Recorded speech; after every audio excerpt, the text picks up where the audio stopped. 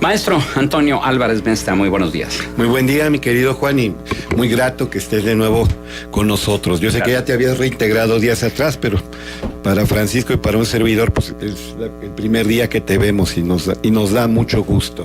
La semana pasada abordé un tema que me interesa mucho, los textos de don Miguel de Unamuno, un filósofo bilbaíno, un vasco de recia cepa, atrevido, audaz, que enfrentó, por ejemplo, a los militares poco seso y mucha furia del falangismo y del franquismo. Y hablé de algunos libros de don Miguel de Unamuno, que murió prácticamente en arresto domiciliario en 1936. El otro gran filósofo, hay muchos, claro, pero de renombre, de trascendencia, de una indiscutible relevancia de la península ibérica, pues es el señor José Ortega y Gasset. Y su libro más famoso, no forzosamente el mejor, pasa como con tantos otros autores, el de mayor fama, el de mayor relieve, se llama La rebelión de las masas. Hay puntos de contacto, hay comunes denominadores entre don Miguel de Unamuno, que era mayor de edad que José Ortega y Gasset, y José Ortega y Gasset. Por ejemplo, don Miguel de Unamuno deploraba el hecho de que el ignorante, que el safio con Z, el rústico, estuviera haciendo ver sus puntos de vista sin buscar fundamentos, sin dar razones, sin apoyar con argumentos. Y el principal libro, insisto, de José Ortega y Gasset se llama La rebelión de las masas. Él aclara que no usa el término masa como algunos pensadores marxistas lo utilizan. Masa inicialmente significa multitud o muchedumbre, también significa vulgo. Lo que le interesa es el hombre masa. ¿Y cuál es el hombre masa? El hombre masa que se siente muy a gusto siendo como todos los demás. Quiere ser como todos los demás y que todos los demás sean como él. Una especie de integrado, como los apocalípticos e integrados de los que hablaba Humberto Eco. Sí, Humberto Eco. Y bueno, ya que mencionas Humberto Eco, semanas antes de morir, se le fueron a la yugular muchos usuarios de las redes sociales, porque también Humberto Eco habló de un primado del papanatismo. Aprovechando las ventajas de difusión, de divulgación de las redes sociales, cualquiera dice lo primero que le viene a las mientes, lo primero que se le ocurre. Qué bueno que exista la oportunidad de expresarse, decía Humberto Eco, pero hay un primado del papanatismo. Ortega y Gasset dice que la masa se ha impuesto por todas partes. Los hombres selectos, entendiendo por selecto no el petulante, el soberbio, el arrogante, el narcisista que se siente superior a los demás, sino aquel que se exige a sí mismo, que sabe que la vida es proyecto, que no es conformista, que busca lo mejor para sí y para su comunidad, está siendo agredido. Ser diferente, ser distinto, es motivo de agresión. El hombre masa es una boya que marcha a la deriva, pero el hombre masa incluso ha invadido los espacios tradicionalmente reservados al hombre selecto. Hombre selecto no por privilegio de clase o de casta, sino por esfuerzo. Se arrolla lo egregio. Hay una blandura excesiva, hay una molicie, una suavidad, una autocomplacencia que nos lleva a la decadencia. De hecho, él no es tan pesimista, por ejemplo, como Spengler, que escribió esos volúmenes eruditos de la decadencia de Occidente. No, él es realista, él considera que Europa y el mundo tienen remedio, que hay que acordarnos que la civilización es una voluntad de concordia, un deseo de participar en proyectos comunes. Pareciera ser que el español y el europeo son hombres primitivos que han nacido en una viejísima civilización que no conocen, que no quieren conocer y que no se cuidan de mantener. La democracia liberal, con todas sus imperfecciones y bemoles, es una conquista que conviene defender. Sin embargo, la muchedumbre, el vulgo, ha provocado lo que él llama una invasión vertical de la barbarie. Ahora todo el mundo tiene opinión sobre todo tipo de cosas y sin buscar el fundamento. No importan los hechos, no importan las normas, hay un relativismo. Incluso pasa con los científicos. El espíritu científico, la crítica, el deseo de saber, la curiosidad, el deseo de avanzar cognitivamente, ha provocado una hiperespecialización. Y el científico más preparado es un hombre sumamente ignorante en infinidad de cosas. Sabe de lo suyo, de su parcelita de saber. Esto me recuerda a Heidegger, Martin Heidegger, el autor alemán del Ser y el Tiempo, quizá la obra de existencialismo más importante del siglo XX. Una frase muy dura que cuesta mucho trabajo digerir: la ciencia no sabe. En el sentido de una visión escotomizada, particular, muy parcializada. Sí sabe, pero sabe nada más de su pequeño campo. Se ve el árbol o se ve la parte del árbol, pero se deja de ver el bosque. Esa era la crítica que hacía Heidegger. La filosofía sí te permite ver el bosque, que no es la suma de conocimientos científicos.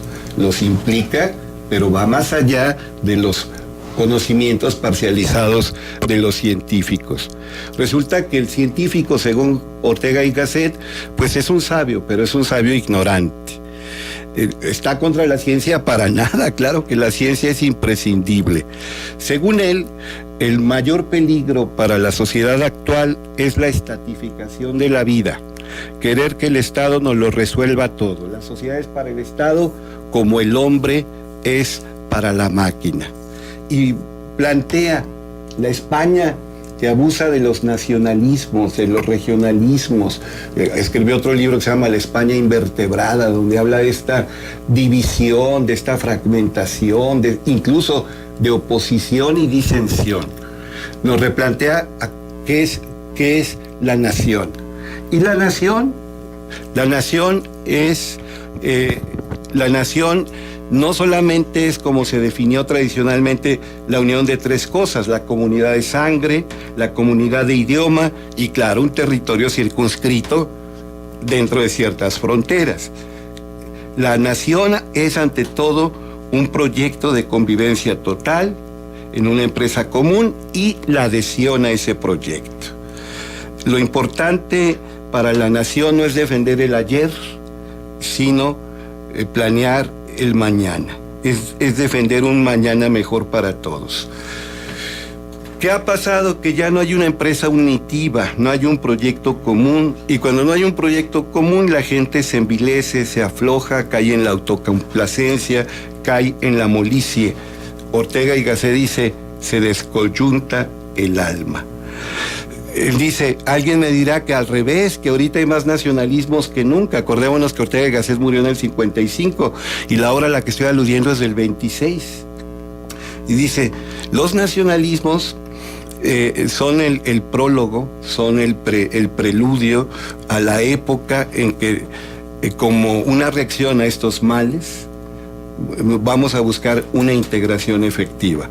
Ortega y Gasset tiene el sueño anfictiónico que tuvo Simón Bolívar. Simón Bolívar hablaba de unos Estados Unidos de América, pero de América del Sur o de Latinoamérica. Y Ortega y Gasset habla de una Europa unificada. Él habla de los Estados Unidos de Europa. Eso lo decía en 1926. Entonces, hay que leer a Ortega y Gasset.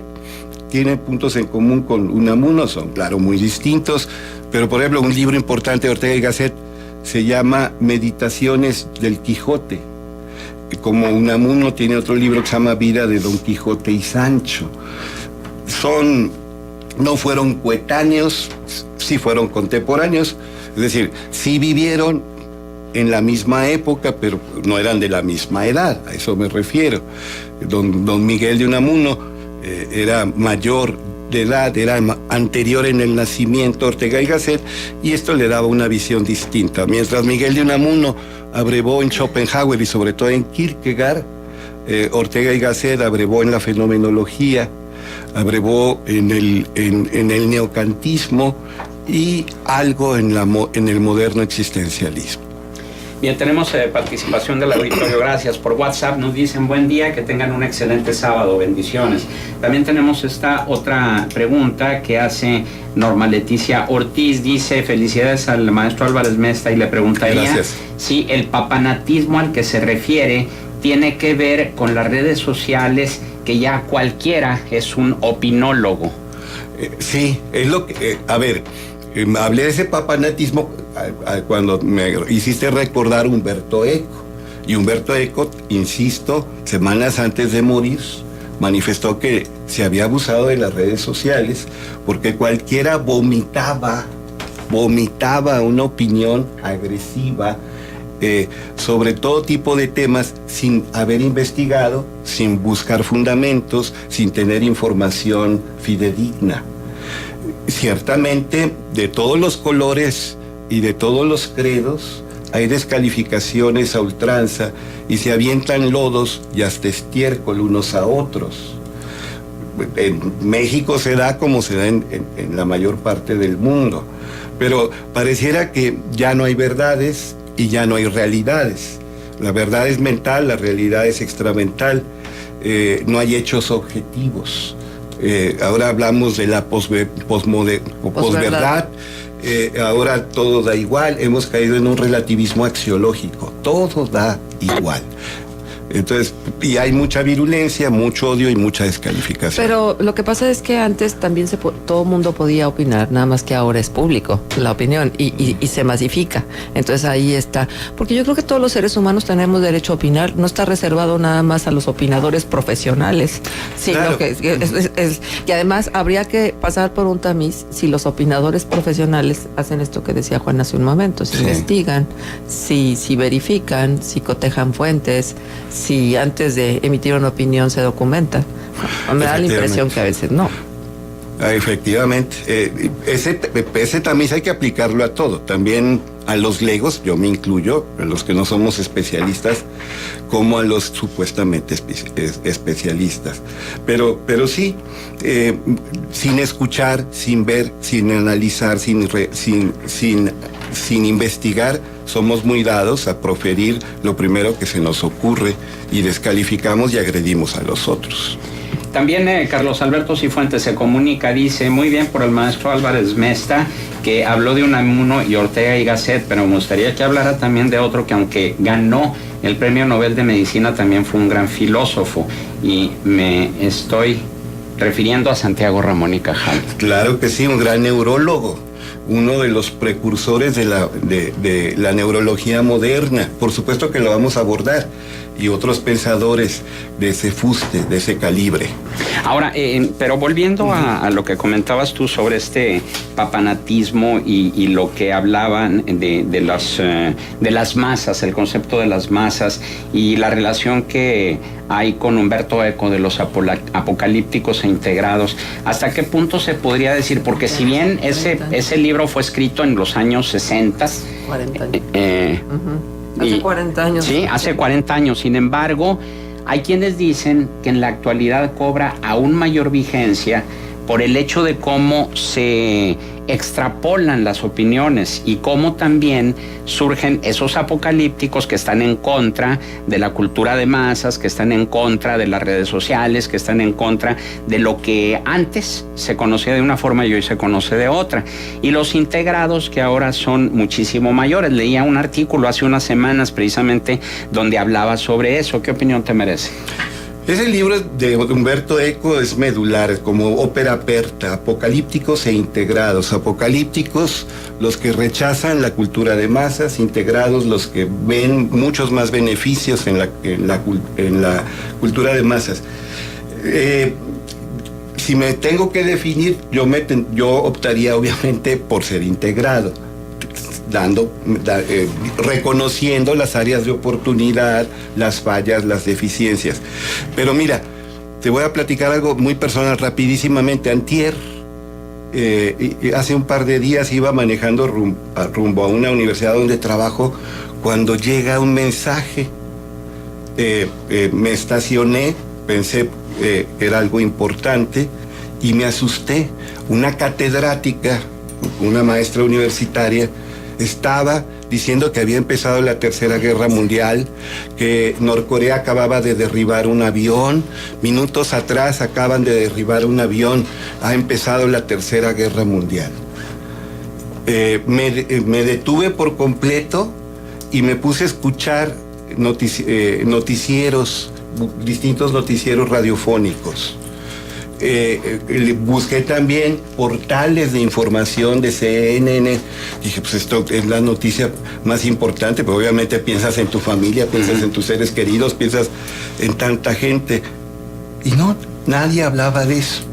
Una catedrática difundiendo de buenas a primeras esa supuesta noticia, fake news. Hay que ser muy responsable con lo que uno dice y con lo que uno reenvía. Esto no es cualquier cosa. No ofreció ninguna disculpa, no hizo ninguna aclaración, no dijo me precipité, perdón por el yerro, por la equivocación. No. ¿Cómo se le ocurre mandar un mensaje así? Y a todos los colegas de cierta universidad. Y como esos abundan, claro. ¿sí? Abundan muchísimos de esos mensajes, incluso portales ficticios, falsos, que dan noticias que alarman a la ciudad, a quien los lee, ¿verdad? Pero lo más alarmante es que no hay el criterio de quienes leen esa información. Y entonces, digo, a mí me dicen la Tercera Guerra Mundial y inmediatamente voy a cotejar con fuentes fidedignas si hay algo al respecto, pero no, somos muy dados a reenviar y a reenviar, porque además andamos en la búsqueda de la primicia. Que digan que nosotros lo dijimos primero, ¿sí? y como si eso tuviera ya en este momento y en este tiempo algún valor. Oye, los chistes de mal gusto, ¿no? También hubo quien mandó uno que decía que había empezado el enfrentamiento entre Corea del Norte y Corea del Sur, y eran dos bebés de aspecto oriental peleándose, ¿no? Pero no, tú no ves el video, tú ves la noticia y si es tu caso, como es el mío, de que tienes familia en Corea del Sur, pues te da un brinco el corazón antes de ver la broma, ¿no? Entonces también hay los chistes de mal gusto que son muy comunes. Pero también está aquel punto de vista, digamos, el justo medio entre los apocalípticos y los integrados, es decir, ni tanto que queme al santo, ni tanto que no le alumbre. ¿Cuál es tu opinión al respecto de ese término medio? Por supuesto, la ética aristotélica, tanto en la ética nicomaquea como la eudémica y la gran ética, se habla de la teoría del justo medio. La virtud está entre dos extremos. No podemos detener la rueda de la historia, no podemos volver e instalarnos a tiempos ya pretéritos. El cambio es inevitable y hay que aprovechar lo mejor que se pueda, con tiento, con responsabilidad, la tecnología y todas las innovaciones. Entonces, insisto, si me obligas a escoger, pues yo soy de plano integrado, pero sí veo el abuso. Abusus non tollit iusum, era un adagio latino que se repetía mucho. El abuso no debe quitar el uso. Hay que evitar el abuso, pero no hay que quitar el uso.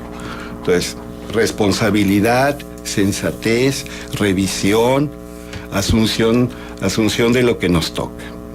Y también está esta otra pregunta de Rosario. Dice, si el doctor Pérez Galda está todavía ahí, me gustaría preguntarle qué opina sobre lo que dijo el maestro Álvarez Mesta, de que la ciencia no sabe. No lo dije yo, lo dijo Heidegger, sí. El doctor Valdés Pérez Galda ya se retiró. No, yo pienso que es cierto, estamos en la hiperespecialización y peor tantito, hemos puesto fronteras o puesto cajitas. Tú eres esto y no puedes opinar de esto otro. El saber es uno solo. Por eso mi diploma no dice doctor en química, dice doctor de filosofía, ¿no? Y por eso en los países de habla inglesa así se le llama el doctorado en ciencias, ¿no? Porque es un guiño a aquellos tiempos de la antigua Grecia en que todo era saber. No se separaba la filosofía, la química, la física, las matemáticas, la electrónica, no sé qué era, todo era lo mismo, ¿no? Entonces yo estoy totalmente de acuerdo con Heidegger y con Toño. También la señora Salazar se comunica, dice, otra información falsa fue hace años cuando Orson Welles hablaba de la guerra de los mundos y mucha gente la creyó, tenía pánico. Bueno, ahí no es tanto una información falsa, era un programa de radio. Un programa de radio que sí, efectivamente sí. Esta obra de H.G. Wells, La Guerra de los Mundos, él en una emisión radiofónica, como si fuera lectura de atril, con la capacidad histriónica que tenía Orson Welles, un genio del cine y de las artes escénicas, pues convenció a muchos de que habían llegado los extraterrestres a este planeta. Pero creo que sería bien importante empezar a suscitar una discusión o una reflexión sobre el carácter de drama que nos envuelve a la mayoría de los seres humanos. Somos dramáticos por naturaleza y más en este país. Como dicen los muchachos, somos intensos. Pues, intensamente absurdos a veces, porque preferimos el drama y entonces los ojos se nos saltan porque nos dicen algo y creemos a pie juntillas porque no tenemos la capacidad del discernimiento de saber si lo que nos están diciendo. Qué bueno que emplea esa palabra, ya sé que se acabó el tiempo. El término para la gente juiciosa y sabia que se usó durante siglos fue discreto. Baltasar Gracián decía, hay que ser discretos. Ahora entendemos por discreto el que se reserva una información o el que se guarda la información, pero discreto es el que tiene discernimiento. Excelente. ¿Algún punto de contacto? AntonioAlvarezMesta@hotmail.com. Son las 9 de la mañana en punto, tiempo de irnos al corte comercial y regresamos con la mesa de análisis, los riesgos de los niños en la sociedad actual, precisamente en la víspera del 30 de abril. Siga con nosotros.